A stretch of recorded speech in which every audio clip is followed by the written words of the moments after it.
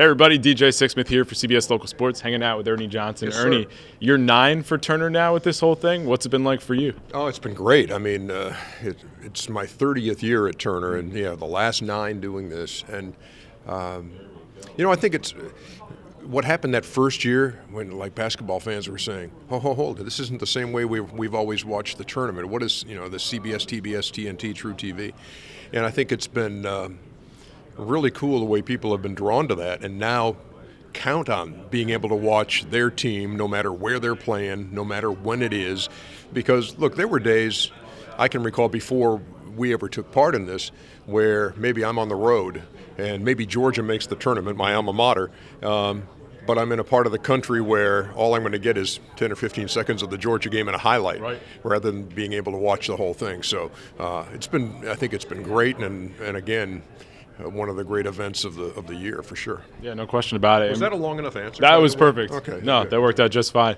So for somebody like you that's immersed in the NBA world for so much of the year, what's it like for you to go into the college basketball world, and what interests you most about college hoops? I think and this is something I had to kind of groom myself toward, is how you do begin your preparations for it. Because like that first year, it was like, well, do I start working on different teams in December, or do I wait until teams have kind of established themselves and that kind of thing, and knowing the players? I mean, that's a fact of life. You're kind of going from the NBA and saying, okay, I'm going to be watching these guys and familiarizing myself with all these players.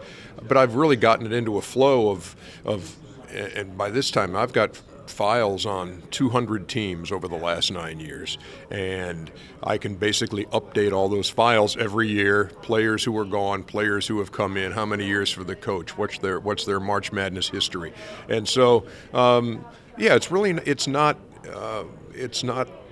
a terrible kind of a deal. And if you ever get tired of the preparation in this job, it's time for you to leave, because that's what it's all about. So I'm really I've gotten it down to a system that works for me, and we're ready to roll. That's great. So you mentioned 200 teams from the past 9 years. Is there a team or a run that sticks out the last couple of years that you really enjoyed? Well, I mean, like Florida Gulf Coast was a great run. Yep. It didn't last real long. Right. But it just captivated everybody, and obviously UMBC last year the same way, where people were saying, I don't even know what the initials stand for, and how did a 16 finally beat a 1?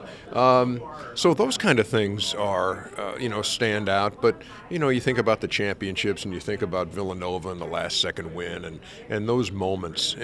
That's the great thing to me, DJ, about the tournament, is that it brings together so many sports fans who may not even consider themselves sports fans until this time of year, because suddenly, they're in an office pool and it's like they're rooting hard for Gardner Webb, or something like that. So I think that's what's great, and I think it's I think anything that we can get that kind of makes the world a little smaller and gets everybody together, it's a good thing. Yeah, no doubt about it. All right, one team that you're excited to see, or one dark horse potentially in this tourney. A dark horse? I don't know. See, let me think about dark horses, because I've been thinking about who I think will win the tournament, and I've been saying it for years, and it's going to have to happen one of these years. UVA is going to win the whole thing one of these years. Yeah. I've always liked Tony Bennett, the job he's done there. I know that they've always been more of a defensive-minded team, but they can score now.